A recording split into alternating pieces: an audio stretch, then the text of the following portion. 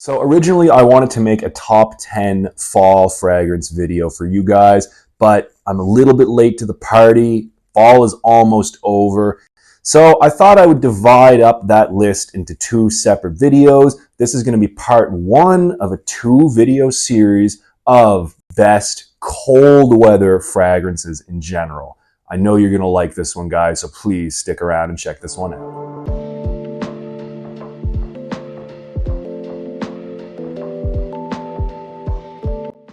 Hey guys, welcome back to Real Scent Review. I know it's been quite a while since I've posted any new material. Things have been busy. I haven't even gotten around to posting a favorite fall fragrance list. So yeah, like I said in the introduction, because we're already so deep into the cold weather and we're technically close to the official start of winter, I'm just gonna give you guys 2 different videos of my favorite cold weather fragrances in general. This is going to be part 1. Now guys, if you know me, you know that I am an advocate for wearing whatever fragrance you choose in whatever temperature. To be honest, a lot of times I think that temperature has a small influence on how a fragrance smells, on how a fragrance develops on a person's skin. But for the most part, I do believe that you can just wear whatever fragrance you feel, in whatever temperature. I mean, if we really think about it, the strongest, most powerful, woodiest, smokiest fragrances tend to come from the hottest part of the world, the Middle East. Anyway, without delaying things any further, let's get this list underway.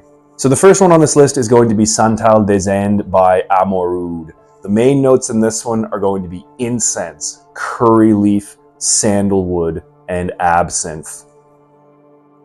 Big blast of absinthe, kind of a powdery, licorice type scent in the beginning. I don't necessarily get a lot of the boozy components of the absinthe, but the general licoricey herbal note definitely is present in the opening.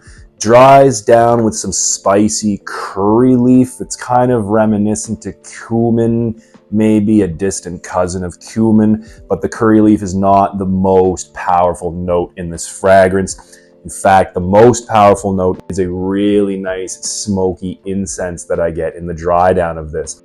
However, in the dry down, there also is substantial sandalwood. The sandalwood in this one is absolutely magnificent, and it's the very lactonic, milky kind of sandalwood, as opposed to some of the other versions of sandalwood that I will be covering in this same video. Awesome fragrance, one that's very under the radar. I do not hear this one talked about very often.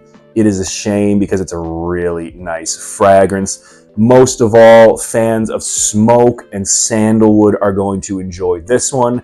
This one is also going to appeal to people who are fans of fragrances like Idole de Luban, like Bentley Ferment Intense. Although this one does not smell identical to either of those, it's in the same kind of category, I would say. So I would recommend this to people who are really fans of those 2 fragrances.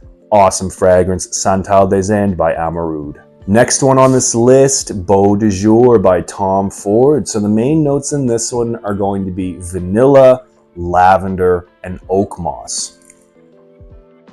I do not normally associate aromatic fougere fragrances with colder weather. I find though this one here, Beau de Jour, especially because of that very concentrated lavender and the vanilla, this one really cuts through the cold air. This one, stunning use of lavender. We get the full scent profile of lavender. It's spicy, it's aromatic, it's a little bit licoricey as well. It is a stupendously done lavender note in this one here. Dries down, of course, with a substantial vanilla that's never cloying at any point. This maintains its aromatic fougere class all the way through. And at the very end, we're treated with some wonderfully damp, woody oak moss. Man, this is such a good aromatic fougere. And it's not a dated smelling fragrance at all. In fact, it's quite modernized. If you are a fan of aromatic fougères, but you find that a lot of times they just don't cut through that cold air like you want it to, check this one out, because not only is it an amazing aromatic fougere, it's an amazing one for the cool weather. And I would not normally recommend an aromatic fougere in cold temperatures, but this one might just be one of the best exceptions to that rule of mine. Beau de Jour by Tom Ford. Next one, going to be Oud Essentiel by Guerlain. So the main notes in this one are going to be saffron, rose, cedar, and leather. So yeah, I do get a little bit of oud in this, especially at the very beginning. It's that very woody type of oud, but I find that that oud is quickly taken over by a cedar note. Now the cedar in this one is very strong, very woody, aromatic. It's almost a little bit piney, maybe a little bit smoky in a way. The cedar in this one is done very well. And it is mixed with a bit of rose and saffron here. So it's going to give it that oud rose spicy effect that you would find in a lot of, generally Middle Eastern type fragrances. But this one here really stands out to me because the rose is not overly sweet. It's not that jammy type of rose. It just barely exists in the background there to give it kind of a watery, floral kind of cleanliness in a way. And that saffron and leather come in the back and make this a spicy, leathery, oriental experience with that amazing Guerlain quality. So if you're a die-hard oud fan, this might not be the, most exotic fragrance to you. However, for the vast majority of collectors out there, especially fans of very woody fragrances, this is one you're going to want to get your nose on, especially, like I said, because of that cedar. This is one of my favorite fragrances to include a very prominent note of cedar.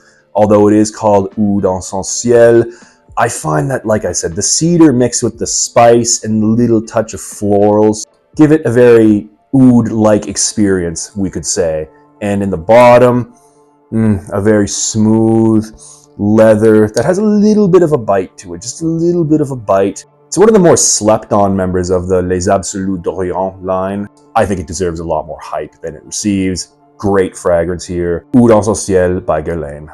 Next one, Viride by Orto Parisi. So the main notes in this one are going to be absinthe, tonka bean, juniper, and incense.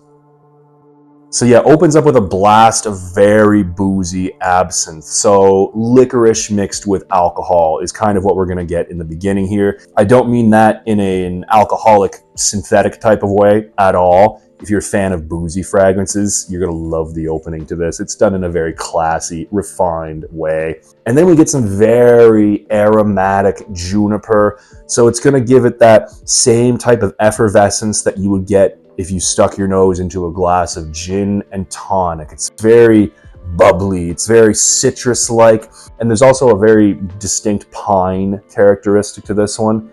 Drying down to some sweet, nutty, creamy tonka bean and smoky incense. If this fragrance here had strong performance, like beast mode performance, it would be within my top 5 favorite fragrances of all time. I'm not saying it's a weak performer by any means, but it's not quite as strong as one would expect from the house of Orto Parisi. However, having said that, that just means that it's going to be even more versatile for most people out there. At the end of the day, if I just put things very simply, it reminds me of an aromatic fougere. It absolutely does. But an aromatic fougere that's been turned up a little bit in terms of exoticism and complexity. This is a super underrated fragrance. In fact, it might just be the most underrated from the house of Orto Parisi. Having said that, I do think it is one of their best fragrances in terms of smell. Next one on this list is Malbec Black by O Boticario. This one here has main notes of cardamom, vanilla, cinnamon, and sandalwood. So this fragrance here reminds me of Bulgari's Man in Black, but I think this is a step up in terms of quality, performance, and just overall smell. This is what Bulgari's Man in Black, the original version at least, should have been. This one here opens up with that spicy, warm cardamom that also has a little bit of a cooling sensation. We're going to get that sweet, earthy cinnamon. We're going to get that beautiful vanilla that never goes cloying, by the way.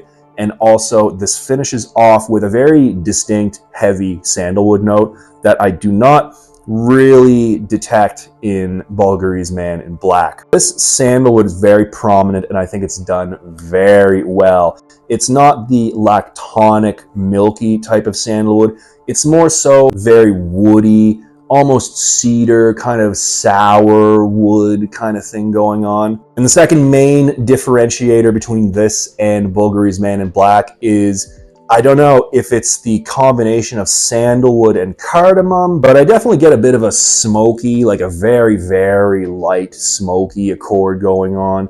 And a little bit of booze as well. And I think that boozy characteristic is going to be coming from the mix of the cinnamon, the spicy cinnamon, and the vanilla, kind of reminiscent vaguely of some rum, although I would not call this a boozy fragrance, but let's say it hints at a tinge of spiced rum. Super slept on this one, guys, but it is amazing, especially in the cooler weather. This one deserves way more credit than it gets. Oboticario's Malbec Black. Number 2, it's going to be Pasha Parfum by Cartier. So the main notes in this one are going to be ambrosinide, boozy notes, and sandalwood. So ambrosinide, it's a laboratory synthesized chemical made to smell like a very woody version of amber. So we definitely get that sweet creaminess of the vanilla, especially component of that amber that we get in a lot of fragrances. But this one has added wood, definitely. I think it's very well done. It does not smell juvenile at all in this one. That is going to be paired with some sandalwood and boozy notes. Now the booze, sometimes it smells like whiskey to me. Sometimes it smells like rum. But what can't be denied is that there is a boozy kind of quality to this one, although it's kind of just nondescript. Works very well with that ambrosinide. But the star of this fragrance for me is absolutely that sandalwood. The dry down of this fragrance is absolutely heavenly. The particular version of sandalwood in this one definitely leans more to the woody direction, but at the same time I do get a little bit of that lactonic creaminess. But if I had to really choose, I would say that this leans more so into that smooth, kind of ambery, very woody, almost sour direction that a lot of sandalwood varieties give off. Mixed with those other 2 main components, this fragrance is absolutely spectacular. It's one of the classiest fragrances I've ever come across. The performance, at least on my bottle, which is older at this point, I think this is one of the very first batches actually. Performance is great, lasts me most of the workday. This gets compliments, but it's very classy, at the same time mass appealing. It has an ambery fougere, or maybe even an oriental fougere vibe to it. A little bit, you know, I don't want to say old-fashioned, but kind of mature, very gentlemanly. While never going dated, this is just, I'm just going to leave it there. Pasha Parfum by Cartier. If you know, you know.